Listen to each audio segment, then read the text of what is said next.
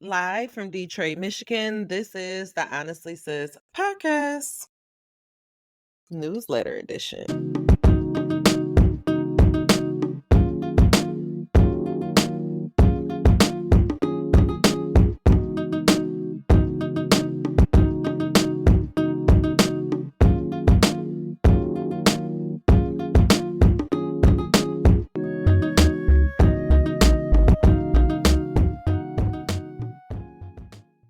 Good morning, good evening, good afternoon, or wherever this podcast may find you.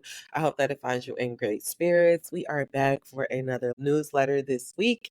And this week, our newsletter is all about the quarter life crisis. Let's go ahead and get right into True Prince music.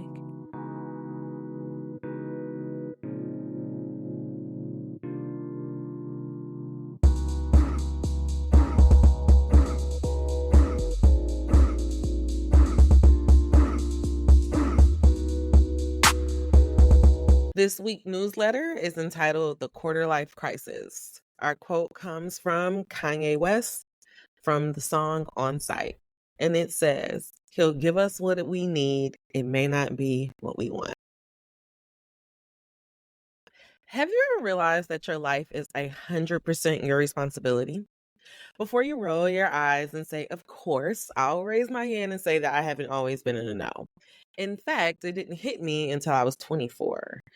I was on my way to my public accounting job, sitting in traffic, dreading going to work, when I couldn't help but think, is this how my life is supposed to go? Is this what I'm supposed to do for the next 10 to 20 years? It fucked me up. I couldn't believe that all my hard work, tears, and frustration had led me here. I was at a job I hated, with people I didn't care about, and doing something I didn't want to do. I would love to say that the idea for my book came along after that big aha moment, but it didn't. Do you know what did come next? Panic, hyperventilation, and lots of tears. Eventually, I ended up calling my mom, and I thought she would say something comforting about this being growing pains or that everybody felt like this as an adult. But instead, you know what she said? Honestly, I don't even know how you ended up in accounting. It's not your personality at all. I was upset because this was the woman who told me that theater wasn't an actual major and that acting wasn't a real job. I felt like I had been tricked and deceived. I was so mad at my mom, but mostly at myself because how did I not know this sooner? For months, I went into a spiral of regrets and depression. It got so bad that I had to hit a Google search, and I discovered there's an actual name for this moment. It is called the quarter life crisis. Google defines it as follows: it is a period of your life between your 20s and your 30s when a person begins to doubt their own lives brought on by the stress of becoming an adult. Have you ever heard about this?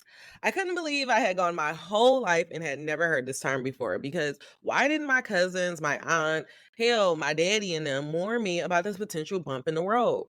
If I knew about this concept, I may have taken my life seriously. Maybe the puzzle pieces would have fallen in place sooner. But the sad reality is that most Blacks, especially our elders, don't think about happiness when it comes to life. Everything is about financial stability and surviving at all costs. I mentioned this concept to a mentor once on a call, and she laughed it off. You young people come up with the darndest things. Mind you, this bitch was a whole ass professor. The sad truth is, a lot of our elders just don't take this shit seriously. But I vowed not to be that girl. So if you have ever felt this way, here's a few things that helped me get out the maze. One, I had to get to know myself. In the beginning, I wanted to make my mom so proud, so I didn't question her guidance, nor did I take the time to reflect on the direction that I was going in my life. So the first thing that I had to do was get to know myself all over again.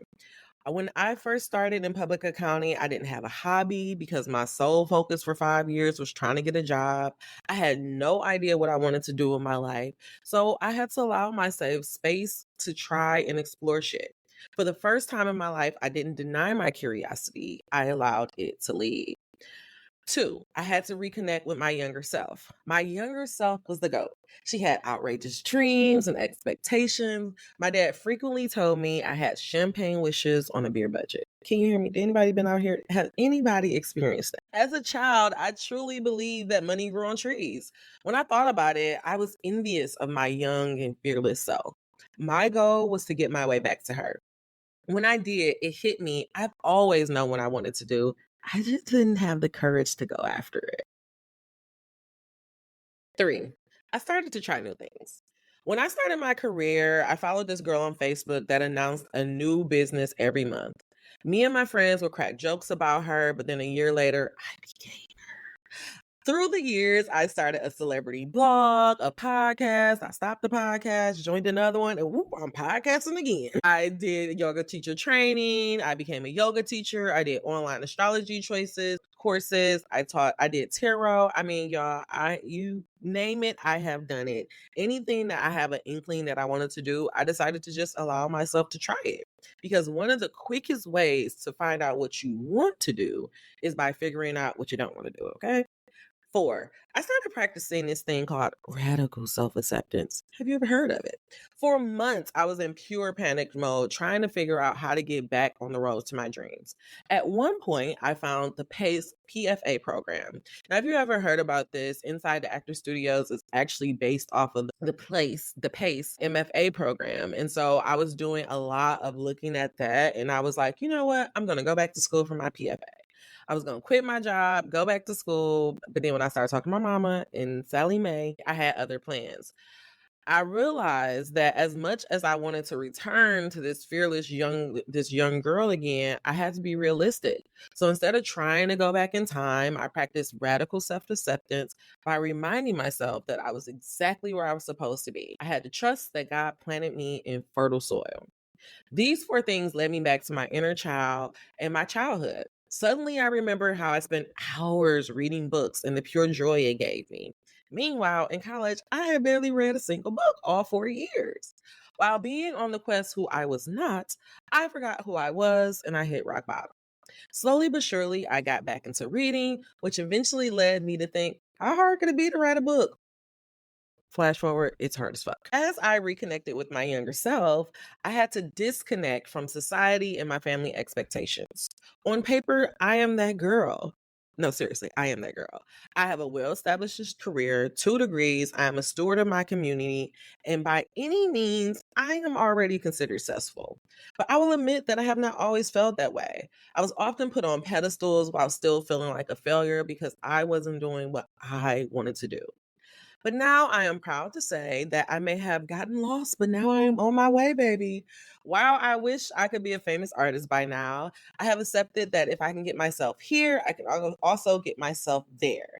Because the truth is, it doesn't matter how far I am from my dreams, it still took a lot of effort and energy to get where I am today. So instead of beating up and like downplaying my old self, I have to just accept that everything is as it's supposed to be. If I can do all of this for something that I didn't want to do, why not redirect this energy towards something that I do want to do? Looking back, I'm grateful that I had this light bulb moment and that I experienced the quarter life crisis because it woke me up. It forced me to take control of my life, and now I am living in a state of gratitude while while being on the road to my dreams, knowing that they are well within reach. And when I find myself growing impatient, I remind myself there is no need to rush. My success is like Thanos. It's inevitable, baby. Drew Prince music.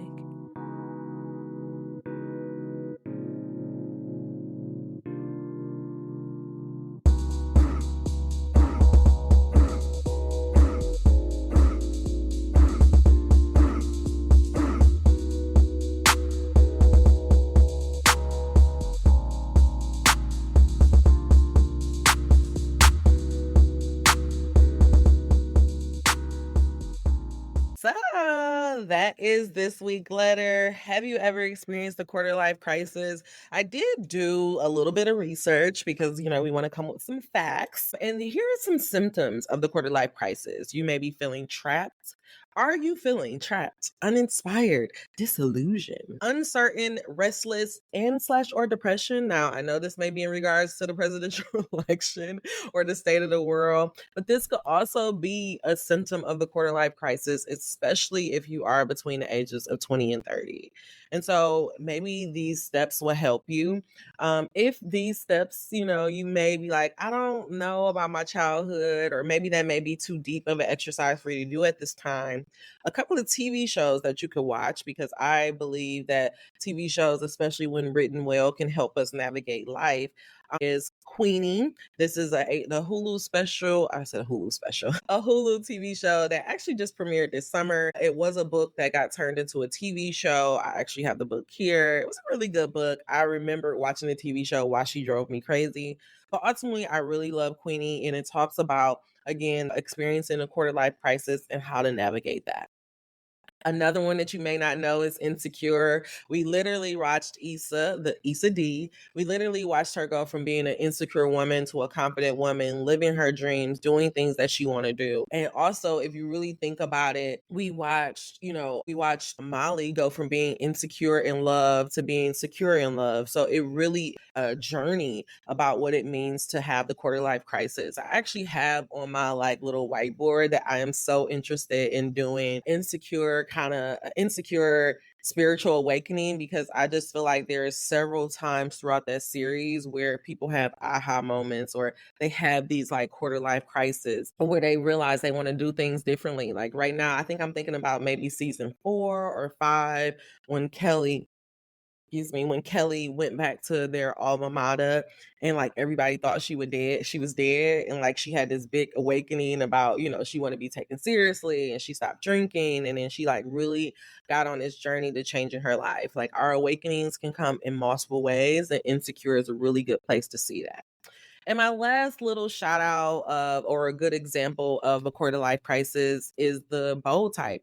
This was it was a free form actually TV show. I think you can find it on Hulu. I'm not sure, just Google. But the Bold Type, it follows three best friends as they go through, as they begin their careers in corporate America, or, fashion thing. Excuse me. But then they also experiencing different awakenings.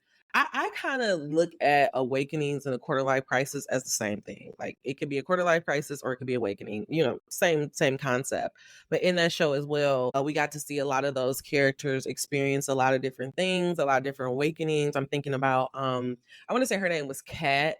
She didn't know that she was gay, and then she realized she was gay. That can also be a quarter life crisis moment. We're talking about it in terms of work, but you can also experience this in terms of your sexuality, in terms of where you want to live, anything. All of these things can happen. And I think the key is what I want you to take away is that there's nothing to panic about. It's very normal. And instead of fighting your feelings or fighting what's going on, really explore it, really lean into it, and be like, okay, so what's going on? Why am I feeling this way? And maybe the question that you could ask yourself is, in a perfect world, what would I be? Or how can I overcome this? And maybe that could lead you down the path of coming out of that quarter life crisis. But if you are experiencing a quarter life crisis, please, please, please do not be afraid to seek help. We know that there is a ton of resources out there. I want to say blackgirltherapy.com has a whole resource for you if you're interested in seeking therapy. If maybe you can't really afford therapy, reach out to me. Send me an email at honestlysis at gmail.com. I would love to talk to you to help you navigate through this process. But I think the key is talking to somebody, seeking help, whether that is spiritual guidance or actual professional. But don't suffer. True Prince music.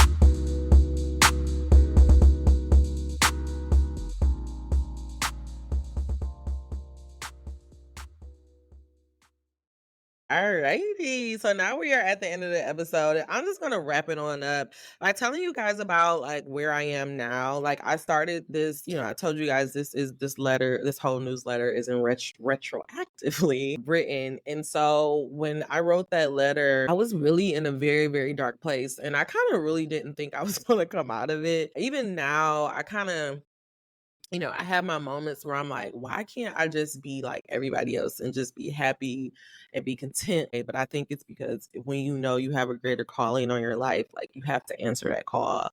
And so I've been in therapy for the last 7 to maybe 10 years, guys. I don't even know how long it's been. But I've been in therapy, really talking it out, trying to figure out how to get to the root of a lot of the things. Last year, I actually talked to my therapist about really doing like some trauma based stuff. Like, I wanted to really get into like my childhood and figure out like why I was so stuck and so obsessed about it. I have done an inner child therapy. I have done a ton of healings. I've just been like, from that moment that I had that quarter life crisis moment, like I've literally just been trying to get myself back on track. And I can honestly say that I do feel like I'm where I'm supposed to be. I feel like I'm on my path, and though I may not have all the things I want right now, I know that it is coming. And so let me see, what did I write here? I started therapy, I started my healing journey, and now I have just completed my first manuscript of a supernatural thriller. I told you guys all about that because remember I said, how hard could it be to write a book? 7 years later, it's hard as fuck. But I have just finished it up. I went to a Thriller Fest, which is a conference that's all about that's surrounding thrillers and mystery writers. And I participated in a thing called Pitch Fest. And I got like 11 yeses. And so I'm just starting that journey of actually becoming a published author. And so I just hope that you can see that you can go from feeling lost and feeling like you don't know where to start to actually doing something about it and getting on your path. Because the thing about life is the time is going to pass anyway. So you may as well let it pass doing something that you want to do. Yeah, that is it. I think that is all I have for you guys today. The last thing that I wrote is that there is healing on the other side of pain. I know like we can get so caught up in our life and you can beat ourselves up and be like, "Oh, this is how my life is always going to be and it's never going to change." But that is the furthest thing from the truth. Every single day we have the opportunity, we have the chance to change ourselves, and today may be the little nudge from the universe ask you to do it. And all you have to do is just acknowledge it and take baby steps. And the universe will walk step with you and provide along the way. Okay. All right, y'all. I am so happy. Thank you so much for coming back for another newsletter, another podcast. We will be back next week for another one. I'm actually really excited. I'm going to do, of course, a channeling because, to be fully transparent, I really, in my mind, because I'm scheduling these out, I'm like, I need to do the next letter. But for some reason, I'm feeling so called to pull some cards and do some channeling on the quarter life crisis. And so if you really, really are going through it and you want some guidance, please make sure you come back next week because we will be doing a channeling all about the quarter life crisis and asking our guides and our ancestors how we can get through it. Okay. All right, y'all. Until we meet again, dream those dreams. Never let the internet rush you, and never ever let someone tell you what you can. If you ever want to help contribute or donate to this podcast, please make sure you check out www.honestlysis.com. Donate, join a membership, or check us out at Substack /honestlysis.com. We would love, love, love, love your support. Become a member, get those tools, and get those extra goodies down below. Okay. All right, you beautiful people. Take care of yourself. Be good to somebody and listen to your heart. This episode is written, produced by me, Honest Am. Our theme music is from Drew Prince. Thank you for these groovy beats. I'm so pretty. Until we meet again next week. Drew Prince music.